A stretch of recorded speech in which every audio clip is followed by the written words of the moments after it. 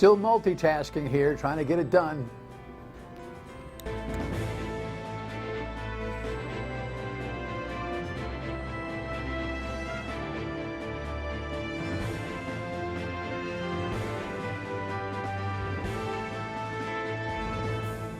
The Dan Yorke State of Mind program is brought to you in part by Lookout Rhode Island and Takeo Comfort Solutions. Happy Thursday to you. Great to have you aboard. We are on day 4 of what feels like our new normal, which promise each other will not be our long-term normal. But there is a kind of a pace that we've all probably tried to establish, not one that we embrace. You still wake up in the morning going, oh yeah, right? Like, yeah, we got this.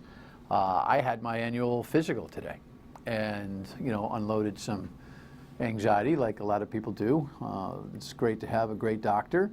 My doctor is a unique guy. He actually said, you know what, been at this a really long time, kind of energized by the whole situation. I said, what? He said, yeah. He said, yeah, I'm kind of energized by the whole situation. It's a new challenge. Your brain's got to be moving. Your research has got to be up to date, literally by the minute. You have to make decisions on patients. And interestingly enough, the doctor's office did have a couple of people there, and believe me, I was spacing and I had my gloves on. Really? Does that make me neurotic? I don't think so.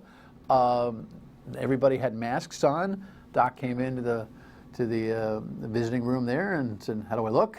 Because he had his mask on, which he was reusing, by the way, which dovetails into some of the information and requests that we're going to look at today. So great to have you aboard. If you're wondering how I did, everything seemed to go okay. Everything is knock wood. The annual physical seems to be okay.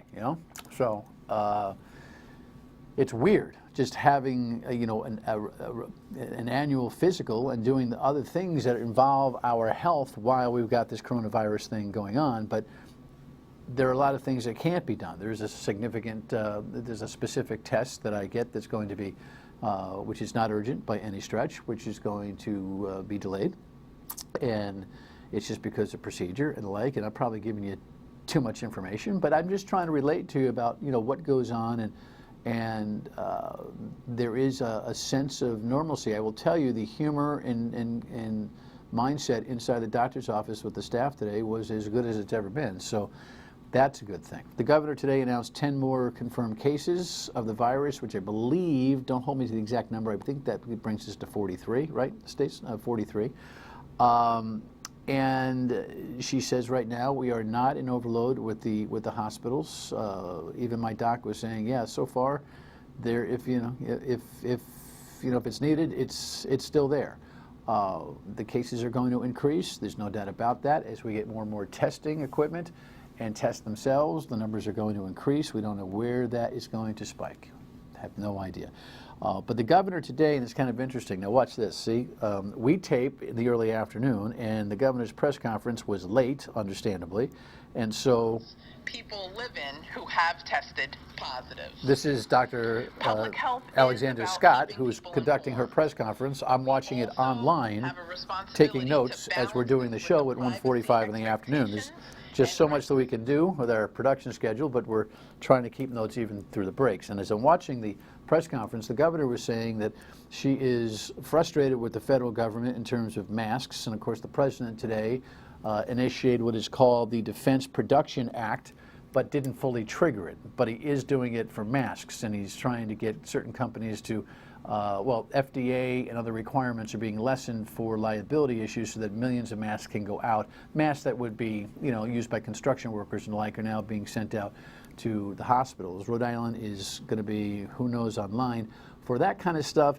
But what she was asking for was anybody in the textile business who makes these kinds of things, or if you know of alternative uses for masks where there's a few boxes somewhere and you're not really using them right now because you're not that busy. Swabs, maybe there's some lab work that you do and you use swabs, whatever.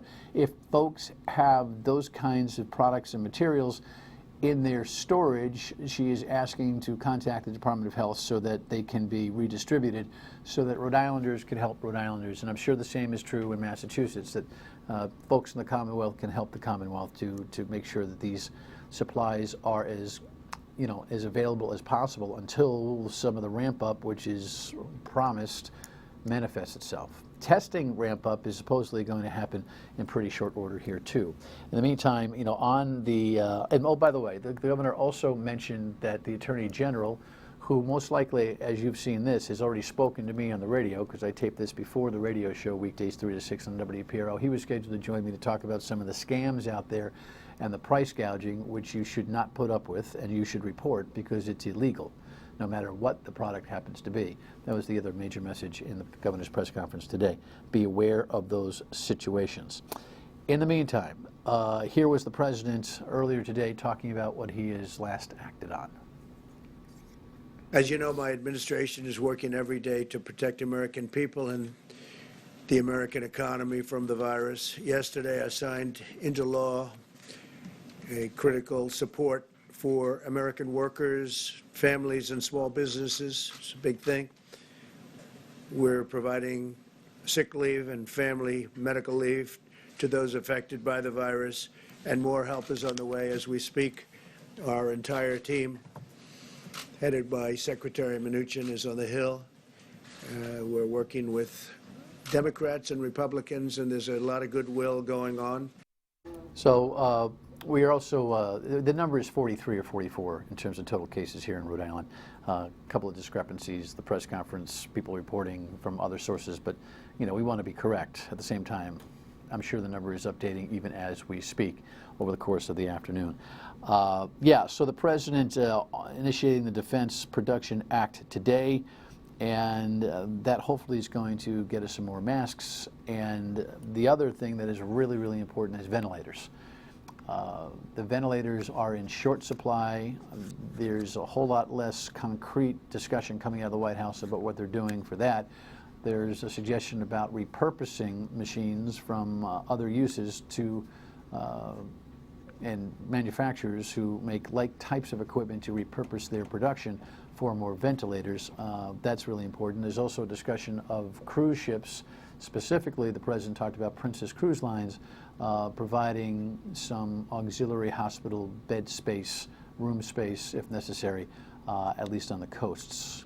So that's kind of the update there when it comes to what the president had to say on a new basis. Of course, the economics of this are important.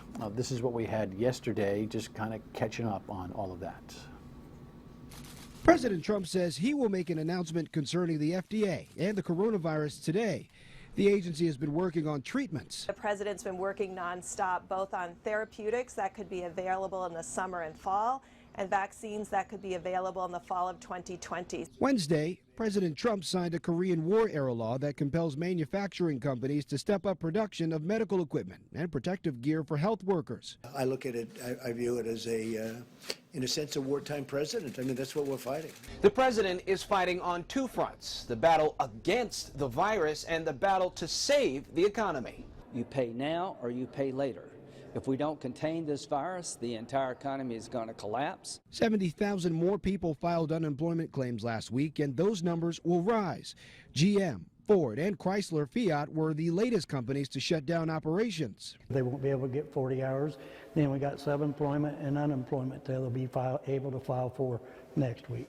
Congress is negotiating with the White House for a stimulus package which could top $1 trillion and is likely to include money being sent directly to Americans. We are moving rapidly because the situation demands it. COVID-19 has now hit Capitol Hill. Congressman Mario Diaz-Balart from Florida and Ben McAdams from Utah both confirm they've tested positive for the virus.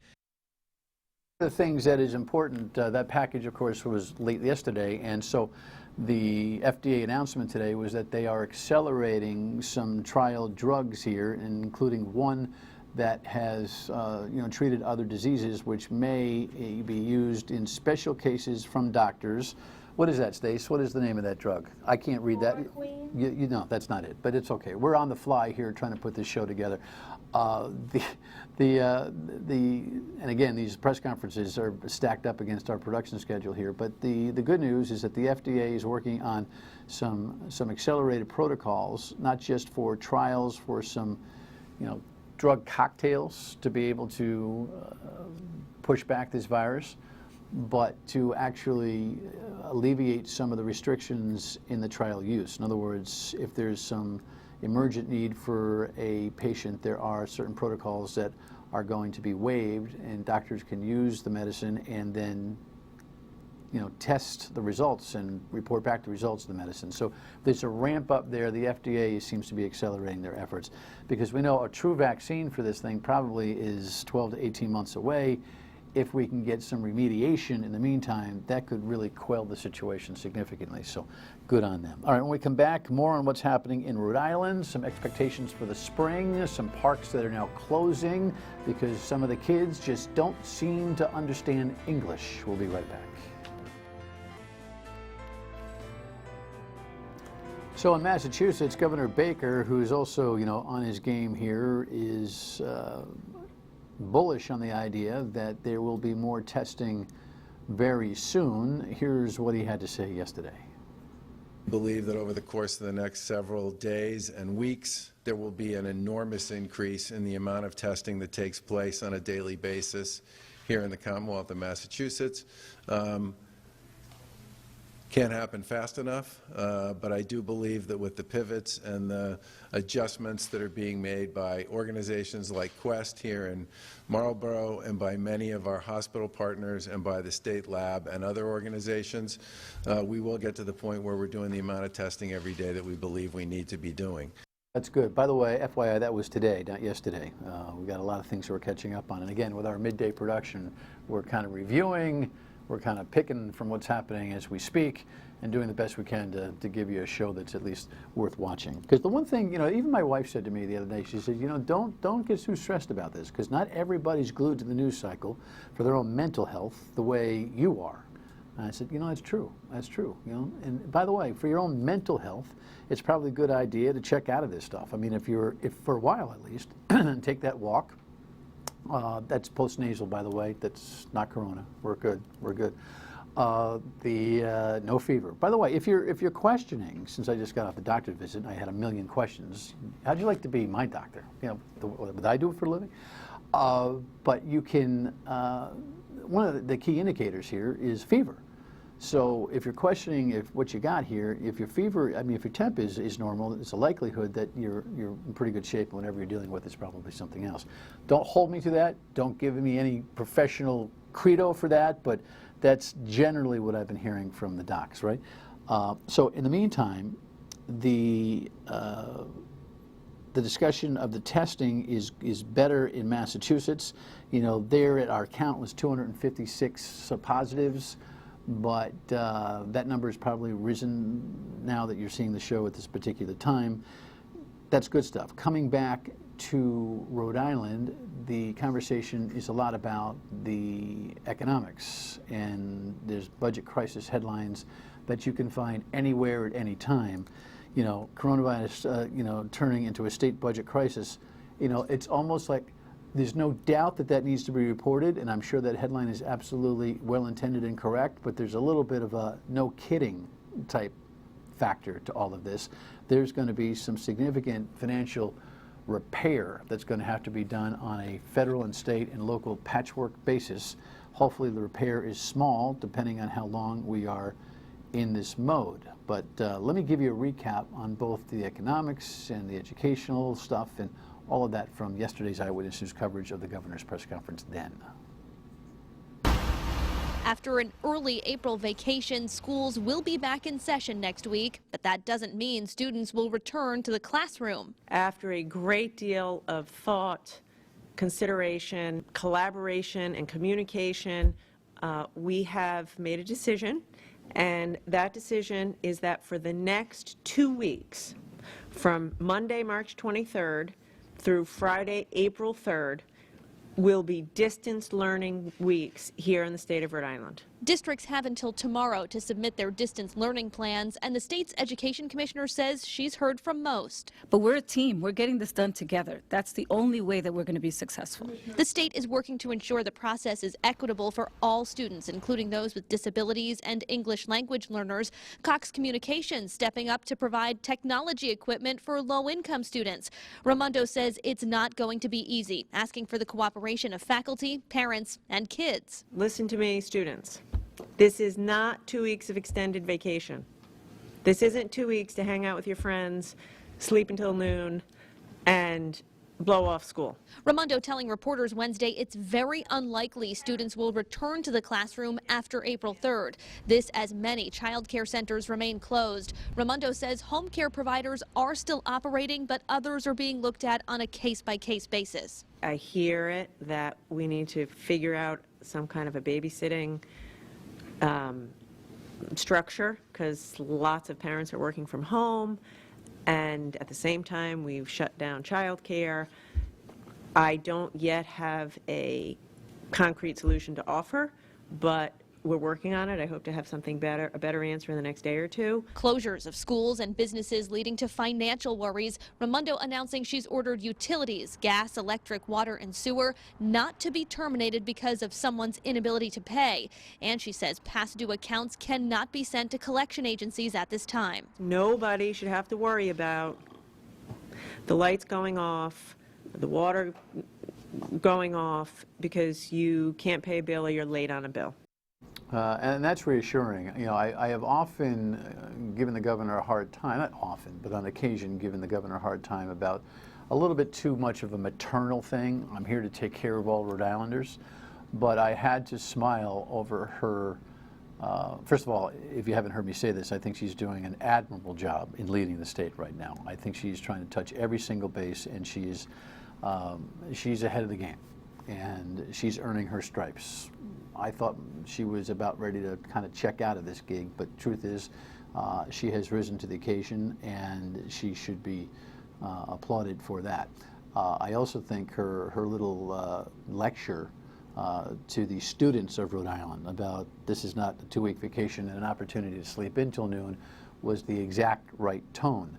The only way, I'm told by people who know how to teach in a social distancing basis, is that you must have parental support. Now, parents who have to leave and go to work while their kids are at home going to school next week are going to have to lay the lumber down, the law down, and in good faith, somehow, check on the diligence there. That's going to be quite the curve. But parental buy-in and discipline is reportedly the real key to that success. Never mind the teacher training that we don't have right now for video learning, but which will come as we go. And by the way, speaking of that, there are going to be a lot of changes to this world after this particular exercise, some of which are going to bring more efficiencies in all sorts of places, like education, like commercial real estate, I'm told. People who are, you know, working from home and find out that it actually wasn't that bad if it didn't feel so pressurized. There's a lot of things that are going to change in this economy based on exercises that we are doing right now. There's always hope, as spring is eternal, right? And today is the official day of spring, right? First day of spring today. Isn't that great? Will there be spring sports for the kids when we come back?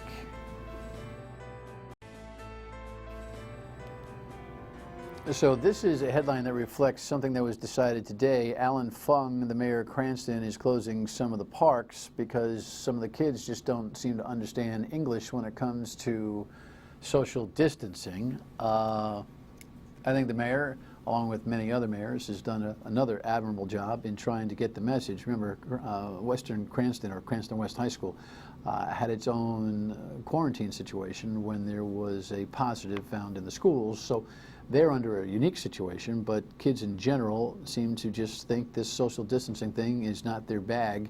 We're learning more and more that teenagers are A, susceptible to being ill, and B, are significant potential carriers, and that message has got to come through.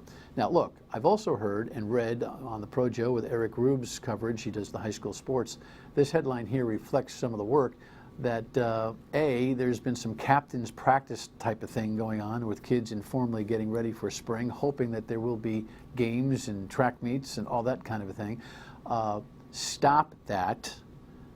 Stop your kids from practicing. Again, social distancing, very key here for these next few weeks, which could get you a spring. Tom Mezzanotte is the executive director of the Rhode Island Interscholastic League. He was on the radio with me yesterday. Here's some edits of the conversation that we had regarding the potential, the hope for a spring sports schedule.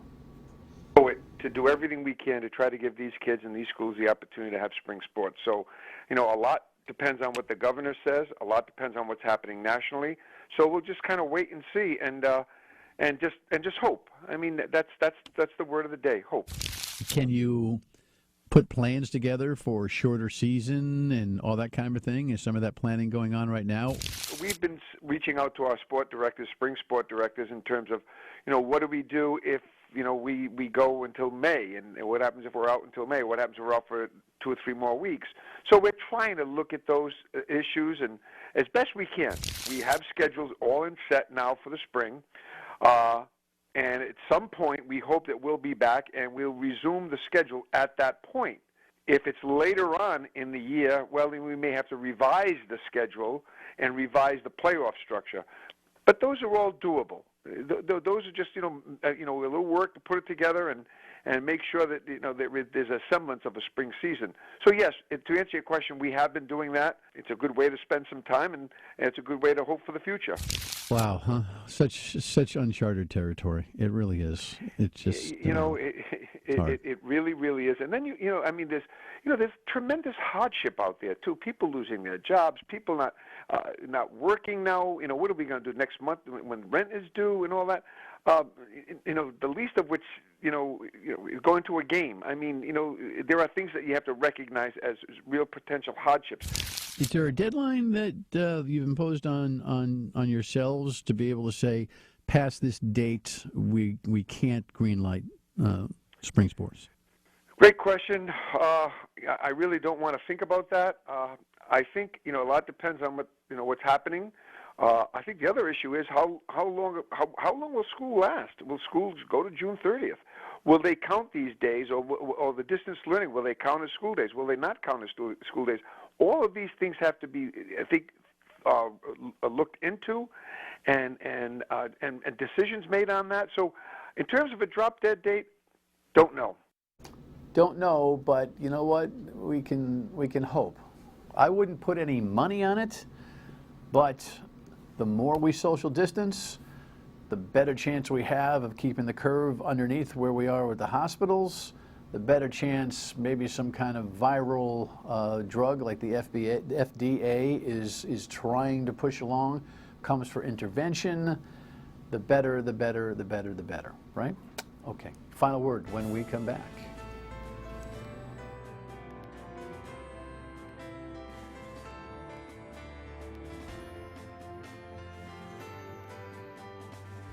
Okay, hey, listen, by the way, the Restaurant Hospitality Association is trying to get the governor to extend the tax deadline, the sales tax deadline for tomorrow, and also maybe be able to send, a half a dozen beers and a bottle of wine along with a takeout order. That has not been approved yet, but they're working on it, so we'll keep in touch on that. All right, tomorrow we are going to replay a program because we don't produce shows on Friday. We'll replay a program. Laura Williams, who is a biologist from PC, it'll be last week's conversation, but I think a lot of it will be relevant for you, and we'll play it by ear for next week as well. Thanks for hanging in there with me, solo all this week. Talk to you on the radio at 3 on WPRO. Smile.